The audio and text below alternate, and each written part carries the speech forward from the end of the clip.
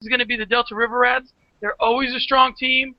He always drafts well. So we'll take a look at his roster. First off, Well, John, before we skip over to one more team, I just want to give you a heads up.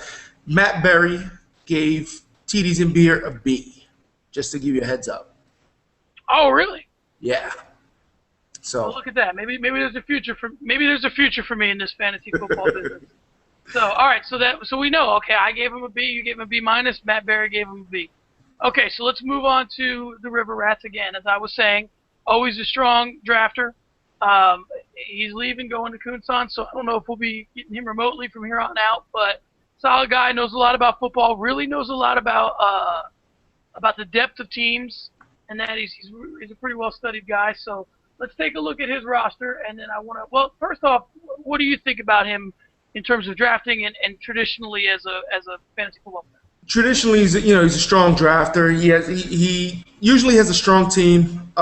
He's made it to the playoffs, made it one league. He ran through the league to the championship game where he got stopped by TJ. But traditionally, he's a powerhouse in this league. All right, so let's take a look at his roster, and then we'll see what you think. So early on, I'll just run through some of his picks real quick. He started off with LaShawn McCoy, then took Greg Jennings. He's a self-professed Packer apologist. He's certainly a fan. I don't know if I'd call him a fanboy necessarily or a homer, but you got Jennings, you got Wallace, who's been holding out, Steve Smith. So he went wide receivers early. Got Eli Manning in the 5th, Stevan Ridley in the 6th, Fred Davis, and then not a lot of household names, but a solid team. So what are your thoughts on his draft? You know what? He had a pretty solid draft. I love that LaShawn McCoy pick in the second round. In the first round. Greg Jennings in the second round, I don't think is a bad pick. He was probably the best available there. But he is getting old. Mike Wallace has tremendous upside going into this year. And I don't see Eli Manning in the 5th. I think is a great pick. He's going to get him 30 touchdowns. He's not going to kill you. The one pick I don't like, because I love that Robert Meacham pick in the 9th round. I don't like his Fred Davis pick. I think now that Chris Cooley's gone, yeah, but I think that they're developing the other that rook, I believe, Niles Paul. I don't know if he's a rook, probably first year guy. I see him more in the offense than Fred Davis is, and I see him passing Fred Davis eventually. But other than that, he got a pretty solid team with the Eagles defense and Robbie Gould, a solid kicker. Yeah, I like him early. I do. I think that sometimes he's one of these guys that knows a lot about fantasy, and he tries to find sleepers and tries to find guys that you maybe haven't heard about, a lot of household names. You know me, dude. I draft household names. It's usually to my detriment. I'm usually a year or two late on a guy. By the time he gets to me, I think he's better than he actually is. He's on the way down. So, when I look at his roster, I see, an Eli Manning. I see LaShawn McCoy. I see Jennings, Wallace, Davis, Steve Smith. I agree with a lot of his players. I'm a little bit worried about where Mike Wallace's head is right now.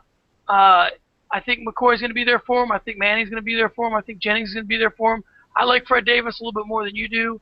And Steve Smith, I don't know. At some point, it has to stop, right? At some point, Steve Smith has to stop being producing. But yeah, but right I drafted Cam Newton, so go ahead. He's got a quarterback looking for him. He feels comfortable with him, and he's going to continue to look for him. Kind of like when Jake Delhomme, he was always looking for Steve Smith. He didn't matter if Steve Smith had 4 guys on him. He was going to try and throw it to see what happens. So I see the same thing happening, this year with Cam Newton.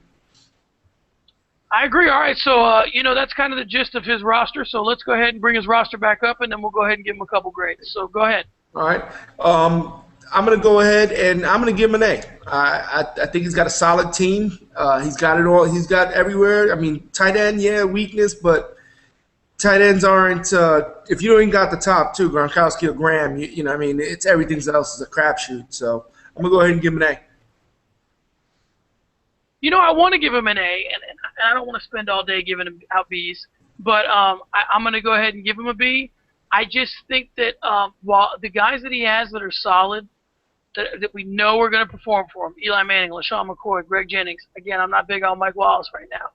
I just don't see a lot of depth at the running back position. But he's taken some. He's kind of got it set up to where a few guys could emerge Yeah. and be the guy that you weren't expecting much from. Isaac Redman, LaShore.